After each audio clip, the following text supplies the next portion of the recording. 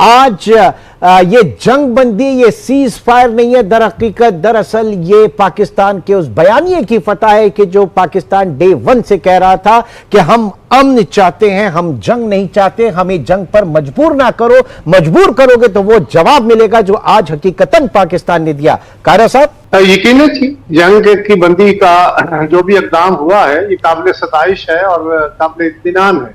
पाकिस्तान का पहले दिन से ये मौक़िफ़ था कि हम जंग नहीं चाहते, हम अपने हालात को दुरुस्त करने की कोशिशों में हैं और हम किसी तरह की दहशतगर्दी को सपोर्ट किया, हम तो हर तरह की दहशतगर्दी की मजम्मत करते हैं।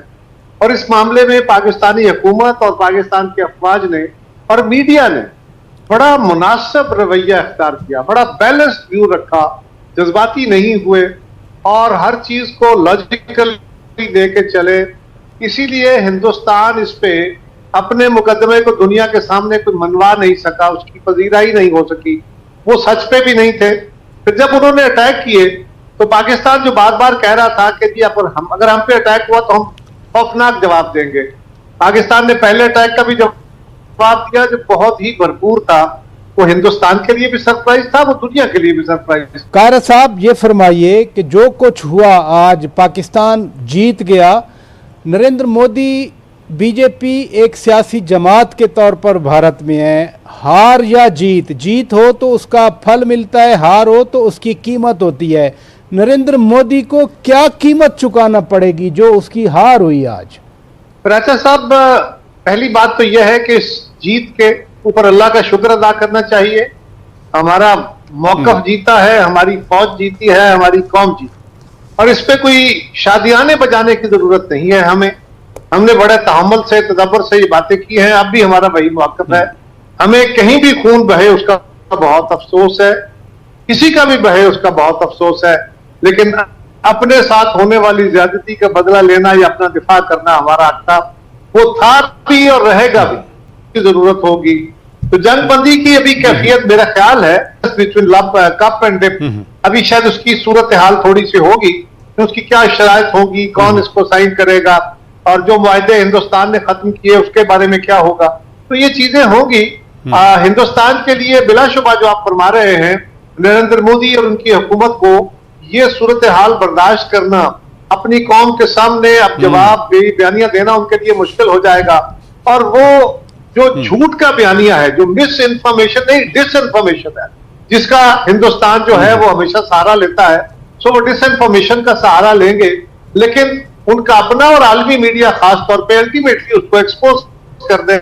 मीडिया वाली बड़ी अहम बात है, जितना प्रोपोगेंडा इंडियन मीडिया ने किया उसका क्या होगा, वो कैसे फेस सेविंग करेंगे? आप तो अर्नब गोस्वामी को मुझसे, हमसे ज्यादा बेहतर जानते हैं, उनका मोदी साहब क्या करेंगे, अपना क्या करेंगे? अगर मुझे पता है कि मैं झूठ बोल रहा हूं और कल एक्सपोज हो जाऊंगा तो थोड़ा सा शर्मिंदा हल्का फुल्का ही होगा, तो बड़ा असर नहीं आएगा उन पे। वो उसी को फिर आगे जाके एक और बड़ा झूठ का बयानिया भेजने की कोशिश करेंगे। असल में जो मिस इन्फॉर्मेशन गलती से हो जाती है ना, जो डिसइंफॉर्मेशन है, उसका तो कमाल ही ये होता है कि वो इतनी ज्यादा होती है और उसको आगे बढ़ाते चले जाते हैं कि लोगों का कंफ्यूजन दूर ना हो, लिहाजा वो इस कंफ्यूजन को बढ़ाते रहेंगे और हम उसको क्लियर करते रहेंगे। और मुझे अपने मीडिया की बिल्कुल सताइश करनी है, उनको शाबाश कहना है कि उन्होंने बहुत अच्छे तरीके से, बड़े मुदब्बराना तरीके से, बड़े तहम्मुल के साथ चीजें आगे बढ़ाई। भले अवामी दखलात हमारे मीडिया साहब, एक और चीज भी, हुकूमत को भी उन्होंने एक और चीज भी मैं आपके सामने रखना चाहता हूं कि इस पूरे क्राइसिस में आपने न्यूयॉर्क टाइम का वो आर्टिकल देखा होगा जिसमें उन्होंने army chief general Asim Munir Syed को एक लीडर के तौर पर उन्होंने सामने रखा, लिखा।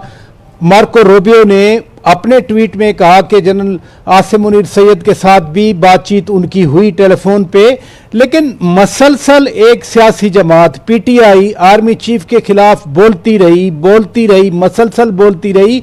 अब उनका क्या बनेगा? उनका भी आलम वही है। मैंने कहा ना, जो मुसलसल झूठ बोलते रहते हैं उनके एक्सपोज होने के बाद उनको कोई फर्क नहीं आता, वो एक और बड़ा झूठ बोलने की कोशिश करेंगे।